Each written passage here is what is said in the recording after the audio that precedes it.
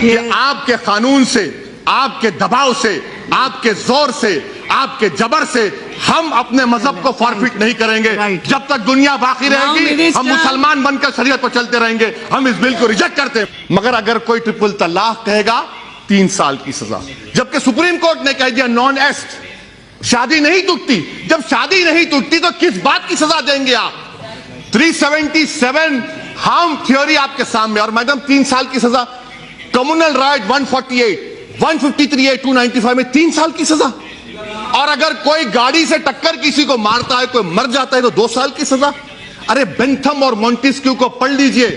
کوئی national law school کے 4th year کے اسٹوڈنٹ کو بٹھائیے، وہ آپ کو گیان دے دے گا. اور یقیناً یہ بات صحیح ہے کہ اسلام میں شادی ایک کانٹریکٹ ہے. میں آپ کو تجویز پیش کر رہا ہوں. کنڈیشن لکھیے کہ اگر کوئی مسلمان نکاح نامے میں لکھیے اگر ٹرپل طلاق دے گا تو مہر کا جو اماؤنٹ ہوگا اس کا ڈبل ٹرپل دینا پڑے گا. اس کا وائلیشن ہوگا تو جیل جاتے آپ. کانٹریکٹ ہے، کانٹریکٹ کا وائلیشن ہے. آپ یہ بھی بتا دیجئے، آپ یہ بھی لکھ سکتے تھے کہ اگر کوئی 3 بار کہے گا تو 1 بار ہے. وہ بھی نہیں کرتے آپ، اس کا بھی پروویژن ہے. مگر مقصد کیا ہے کہ جیل کو بھجانا. ان کو خواتین سے محبت نہیں ہے. سب سے الاؤنس کون دے گا؟ ایک مہیلا کیا چاہتی ہے میڈم؟ اس کے سر پر گھر رہے، چھت رہے، ٹیبل پر کھانا رہے، بچوں کے لیے فیس کا انتظام ہو جائے. آپ کریں گے؟ آپ کریں گے ہم لوگ؟ اچھا میڈم مجھے پوچھنا چاہ رہا ہوں، شائرہ بانو تو بی جے پی میں آ گئی، کیا کیا آپ نے اس کا بتائیے؟ کچھ کیا آپ نے اس کے لیے؟ میڈم میں ختم کر رہا ہوں، میڈم ختم کر رہا ہوں، میڈم میں ختم کر رہا ہوں، میڈم میں ختم کر رہا ہوں میڈم. کیونکہ یہ جو قانون بنانے جا رہے ہیں میڈم، یہ راست طور پر مسلمانوں کی، آپ دیکھیں میڈم سیکشول مائنورٹیز کو 377 میں چوائس دے دیا گیا. ریلیجیس مائنورٹیز کو کیوں نہیں ملے گا؟ ہندوستان کے کانسٹیٹیوشن میں چوائس جورسپروڈنس ہے، مجھے نہیں ملے گا. آپ کا قانون ریلیجن کے خلاف ہے. آپ پولیرٹی کو ختم کرنا چاہتے ہیں، اس سے صاف ظاہر ہو گیا.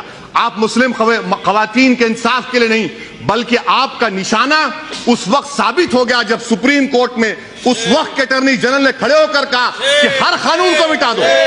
شاہ نواز ہمارے مختار صاحب، شیعہ کا جو سیگا کا قانون ہے وہ بھی ختم ہو جائے گا، خیال رکھیے. اور آخر میں میڈم پورے ملک میں می ٹو موومنٹ ہوا، می ٹو موومنٹ، خواتین نے نکلا.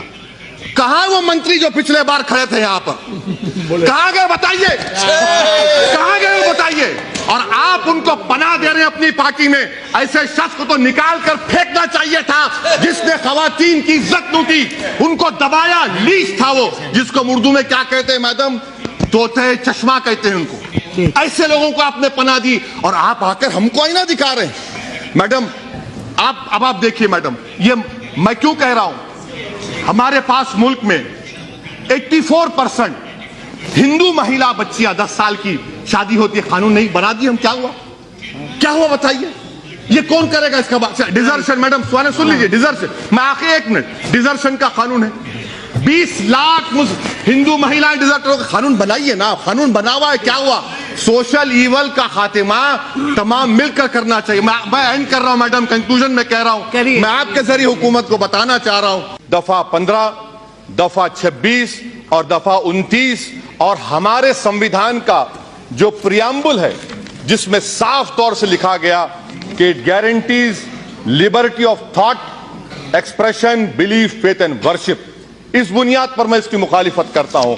میڈم اسپیکر صاحبہ، میں آپ کے ذریعے حکومت سے پوچھنا چاہتا ہوں کہ آخر یہ آپ کی کون سی مجبوری ہے کہ ہمارے وطن عزیز میں ہومو سیکسوالٹی کو ڈیکرمنلائز کر دیا گیا. 377 کا ججمنٹ ہے، ہومو سیکسوالٹی کو ڈیکرمنلائز کر دیا گیا اور آپ ٹرپل طلاق کو کرمنلائز کر رہے ہیں. ایک مرد اور مرد، ایک خاتون اور خاتون اپنے ساتھ رہ کر جو بھی کرنا چاہے کر سکتے ہیں، اس پر آپ کو آپتی نہیں ہے. آپ کو آپتی ہے کہ ٹرپل طلاق کو کرمنلائز کیا جا رہا ہے. کیوں کیا جا رہا ہے؟ کیونکہ استعمال ہمارے خلاف ہوگا. دوسری بات میڈم اسپیکر صاحبہ، ایڈلٹری کا قانون، اس سرکار نے خواتین پر لیڈیز پر ایڈلٹری کا قانون لاگو کرنے کی سپریم کورٹ کو کہا. سپریم کورٹ نے اس کو ڈیکرمنلائز کر دیا گیا اور آپ ایڈلٹری کو سپریم کورٹ نے ڈیکرمنلائز کر دیا گیا، آپ کو خاموش بیٹھے رہے. مگر ٹرپل طلاق کا معاملہ کرمنلائز کر رہے ہیں.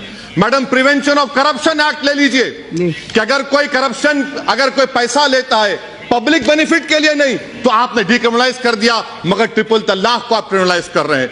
मैडम स्पीकर साहिबा, यह कानून संविधान के खिलाफ क्यों है? आपने सही कहा उस चेयर पर से बैठकर कि यह प्रथा हिंदुओं में नहीं है, मुसलमानों में। मगर मैडम स्पीकर, मैं बड़ी इज्जत के साथ आपके सामने अर्ज करना चाहूंगा कि हमारे मुल्क में, वतन अजीज में, डिवोर्स के कानून में अगर किसी हिंदू का डिवोर्स होता है 1 साल की सजा क्यों है उसको, और मुसलमान को 3 साल क्यों मिलेगी? क्या ये आर्टिकल 14 का वायलेशन नहीं है? मैडम, ये कानून 377 में हार्म थ्योरी को एस्पाउस किया गया, हार्म थ्योरी के खिलाफ है ये एक्ट।